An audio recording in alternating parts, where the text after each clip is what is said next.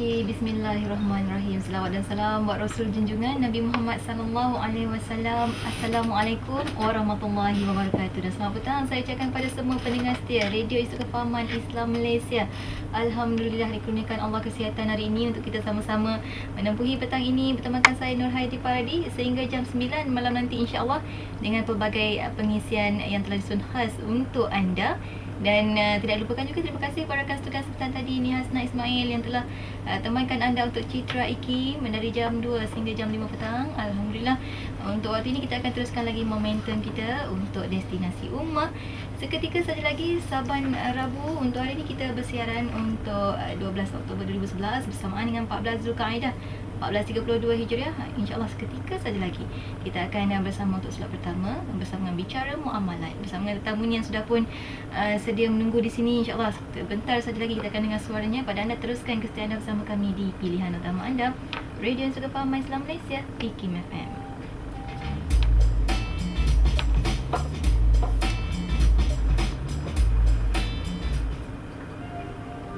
Kini dengarkan bicara muamalat bersama Ustaz Dr. Zaharuddin Abdul Rahman.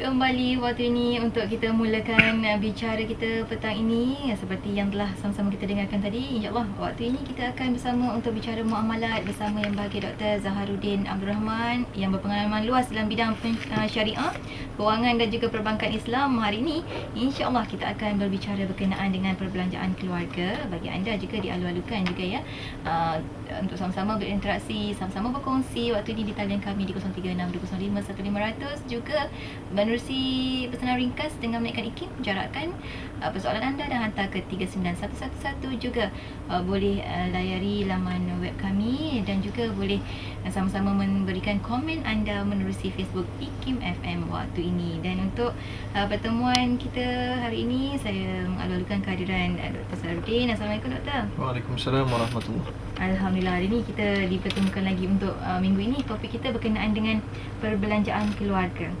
Ya, dan negara. Dan negara besar sebenarnya tu ya. Satu topik yang sangat besar dan saya rasa bersangkut paut juga dengan belanjawan yang kita baru bentangkan minggu lepas, hari Jumaat ya. Mungkin boleh diberi pencerahan pada petang ini sebagai mukadimah kepada pendengar-pendengar kita semua. Silakan Doktor. Bismillahirrahmanirrahim. Assalamualaikum warahmatullahi wabarakatuh kepada seluruh pendengar Radio IKIM FM dan khususnya kepada Cik Nur Hayati Paradi selaku petugas ataupun yang mengemudi konti IKIM FM pada petang ini, dan seterusnya kepada seluruh para pendengar yang dihormati sekalian. Jadi alhamdulillahirabbil alamin wa bihi nasta'in wa la udwana illa 'ala zalimin. Qala rabbi shrah li sadri wa yassir li amri wahlul 'uqdatam min lisani yafqahu qawli. Rabbi yassir wa la tu'assir ya karim. Amma ba'd. Jadi alhamdulillah pada petang ini kita akan bicarakan beberapa topik yang saya kira sangat penting juga dalam bab muamalat kita, iaitu bagaimana kaedah dan tanggungjawab kita berbelanja ya. Jadi bukan sekadar perbelanjaan itu di peringkat keluarga, tetapi juga di peringkat syarikat dan juga di peringkat negara. Tapi mungkin kita tidak akan dapat menghabiskan sepenuhnya perbincangan itu. Mungkin kita akan sambung pada siri yang akan datang insya-Allah. Dan pada peringkat awal ini saya suka untuk berkongsi dalam keluarga ini individu yang bertanggungjawab daripada pandangan Islam untuk mengemudi perbelanjaan tidak lain tidak bukan adalah seorang suami. Ya, sekiranya ada suami, sekiranya dalam satu keluarga yang masih anak-anaknya masih kecil, juga maknanya suami itu bertanggungjawab ke atas isterinya dan juga ke atas anak-anak. Lalu nafkah nafkah yang wajib ke atas suami ini telah pun dibincangkan panjang lebar oleh para ulama Islam yang silam, dan boleh saya ringkaskan kepada beberapa aspek. Yang pertama, kita tinggalkan nafkah batin itulah ya. Kita pergi kepada nafkah zahir ini, iaitulah yang pertama, iaitulah memberi makanan ya, sebagaimana yang telah pun disebutkan oleh Allah Subhanahu wa taala, liyunfiq dzu sa'atin min sa'atihi wa man qudira 'alaihi rizquhu falyunfiq mimma ataahu Allah la yukallifullahu nafsan illa ma ataaha sayaj'alullahu ba'da 'usrin yusra, dalam surah At-Talaq ayat yang ke-7. Artinya hendaklah di antara kamu hendaklah kamu memberikan nafkah sekadar bagi kamu sekadar apa yang kamu mampu, yang telah diberikan rezeki kepada kamu oleh Allah Subhanahu Wa Taala, Dan Allah SWT tidak sekali-kali membebankan kecuali apa yang telah Allah kurniakan kepada kamu. Kemudian Allah menyebut selepas itu, saya ja'alullahu ba'da usrin yusra, Allah akan menjadikan selepas kesukaran itu kesenangan. Lalu ayat ini sangat penting untuk seluruh ketua keluarga memahaminya, yang mana para ulama Islam membincangkan dari sudut sejauh manakah seorang suami itu perlu membelanjakan sesuatu kepada isterinya. Yang pertama dari sudut makanan. So makanan ini dia kena ikut. Disebutkan oleh para ulama, kalaulah si isteri itu lahir daripada keluarga yang berada, dan suami itu tidak berapa berada apabila berkahwin, tidaklah menjadi kewajipan kepada suami untuk memberikan sesuatu yang biasa isteri dia dapat. Contohnya isterinya dalam keluarganya dulu biasa makan beras basmati, dia sedap berasanya. Tapi bila kahwin ni suami tak berapa mampu beli beras long grain sahaja, so rasanya pun pelik sikit. So jadi tidaklah menjadi kewajipan ke atas suami untuk menyediakan juga beras basmati. Okey, so jadi dia kena, sebagaimana Allah kata wa at'imuhunna mimma tut'amun, berilah isteri kamu makan sebagaimana apa yang kamu makan. So jangan pula suami makan basmati, isteri makan long grain, tak boleh. Kemudian waqsuhunna mimma taksawun, Nabi kata, dan berikan, pakaikanlah mereka apa yang kamu pakai. Bukan pakai perempuan, maknanya pakai itu level dia lebih kurang sama. Kalau isterinya, suami baju baru setiap minggu, setiap bulan, isterinya pun perlulah diberikan baju yang setaraf dengan si suami. Jadi itu adalah perbelanjaan wajib yang pertama buat seorang ketua keluarga. Kalau ada anak, maka anaknya pun termasuk di bawah nafkah memberi makanan tadi ini. Jadi kalau makanan, ayah makan apa, anak pun mestilah dapat makanan yang sama taraf. Kemudian yang kedua adalah pakaian. Sebagaimana telah pun kita bincangkan, disebutkan tadi hadis Nabi, berilah mereka itu pakai apa yang kamu pakai. Dan juga daripada firman Allah dalam surah Al-Baqarah, wa 'alal mauludi lahu rizquhunna wa kiswatuhunna bil ma'ruf, ke atas yang dilahirkan itu ada rezeki mereka sendiri dan juga ada pakaian bagi mereka, hendaklah kamu berikan dengan kebaikan, ya. Baik, jadi itu yang kedua, pakaian. Yang pertama makanan, yang kedua pakai. Ini benda-benda asasi yang seorang suami, seorang ketua keluarga perlu belanjakan. Yang ketiga iaitulah rumah. Ya, sebagaimana rumah ini dibincangkan al-maskan atau kita sebut, sebagaimana Allah SWT menyebutkan askinuhunna min haitsu sakantum min wujdikum, hendaklah kamu berikan rumah yang sesuai buat mereka daripada kemampuan kamu. Lalu dibincangkan panjang lebar oleh para ulama, maka kesimpulannya, rumah sebagaimana kita faham mestilah ada alat-alatan yang perlu, dapurnya dan seumpamanya. Cuma satu perkara yang mungkin ramai di antara kita terlepas pandang, iaitulah berkongsi rumah dengan ahli keluarga yang lain. Para ulama ada bincangkan perkara ini. Mereka memberikan majoritinya mengatakan bahawa mestilah rumah kepada sang isteri dan kepada anak-anak ini, khususnya kepada isteri, mestilah mustaqil. Maknanya isteri tu mesti duduk situ seorang je. Ya, dia tak boleh kongsikan dengan mak ayah suami. Suami dengan mak ayah dia letak sekali dengan isteri dalam rumah dia. Maka di situ sepatutnya tidak wajar bagi seorang suami yang mampu. Dia mesti sediakan satu rumah yang khas untuk isteri dia, supaya isteri dia tidak tertekan dan tidak terlimit, terhad bergerak, terbatas pergerakannya. Walau bagaimanapun, isteri mempunyai hak untuk waive dia punya rights. Iaitulah dia kata tak apalah duduk dengan mak ayah selagi mana belum dapat rumah yang sesuai, ataupun mak ayah sudah sangat tua dan tak ada adik-beradik lain. Tapi isteri berhak untuk meletakkan, untuk minta izin daripada suami dia untuk adakan keluarga dia ataupun mak ayah dia duduk sekali, ataupun anak dia daripada suami dia sebelum daripada ini contohnya, boleh. Walau bagaimanapun, kalau seorang itu bermadu, tidak boleh duduk dalam satu rumah walaupun berlainan bilik. Jadi itu tidak menepati kehendak Islam, malah dia sebenarnya membawa banyak kemudaratan. Baik, kemudian yang seterusnya khadam, iaitulah pembantu rumah. Pembantu rumah juga disebutkan oleh Imam Syirazi dalam kitab Al-Muhadzab dan juga Aizala'i dalam Tabiin Al-Haqa'iq, menjadi satu keperluan bagi suami yang musir. Musir maknanya yang ada kemampuan untuk menyediakan khadam ataupun pembantu rumah kepada isterinya. Jadi ini adalah belanja yang boleh membantu untuk isterinya sentiasa sihat dan mampu untuk menjalankan tugasnya dengan semaksimum mampu. Jadi yang seterusnya, tetapi ingat, perlu diingat, hari ini pembantu rumah hari ini ada banyak masalah-masalah lain yang dibincangkan oleh para ulama, antaranya mahram dengan tidak mahram ni. Sebab ada pembantu rumah wanita yang agak muda daripada mana-mana negara sekalipun duduklah rumah kita, maka isteri pun bekerja, suami bekerja, suami balik dulu, isteri tak balik lagi, isteri balik tengah malam. Jadi suami berduaan dengan pembantu rumah. Jadi ini boleh membawa mudarat yang lebih besar. Ini juga boleh kita katakan termasuk di dalam hadis yang Nabi kata Alhamul maut. Nabi kata adik-beradik ipar itu maut. Sebenarnya sebab apa? Sebab dihuraikan oleh para ulama, dia itu maut kerana masuk keluarnya ipar dalam rumah kita ini, kita tak rasa ragu-ragu. Orang tak nampak satu kesalahan. Lalu bila tak nampak kesalahan tu, maksiat tu nak berlaku tu lebih mudah sebenarnya. Sebab orang tak syak wasangka. Jadi macam pembantu rumah lah, duduk masuk dalam rumah kita dan seumpamanya juga tidak ada syak wasangka. Jadi bagi seorang wanita pula, kadang-kadang suaminya lebih kaya, dia ada driver dia sendiri, driver dia lelaki kan. Ada kalanya dia tak ada kat rumah, dia tempat kerja, driver dia lah yang bawa isteri dia pergi tempat kerja, pergi shopping dan seumpamanya, habis jatuh cinta kat driver. So ini juga perkara yang perlu ditangani dengan baik dalam keadaan sekarang. Kemudian yang seterusnya adalah rawatan isteri dan anak-anak. Rawatan isteri ni ada khilaf yang kuat di kalangan para ulama, yang agak surprisingly 4 mazhab atau 3 mazhab mengatakan perubatan isteri bukan tanggungjawab suami. Ni kena dipahami dengan baik-baik. Bukan tanggungjawab suami, sebagaimana kecuali apa yang melibatkan kelahiran anak. Jadi kalau isteri sakit, dia kena keluarkan duit dia sendiri. Ini juga fatwa yang dipegang oleh fatwa daripada Darul Ifta Mesir, yang mana mereka berkatakan bahawa la yalzumuhu mudawatu zaujatihi idza maridat.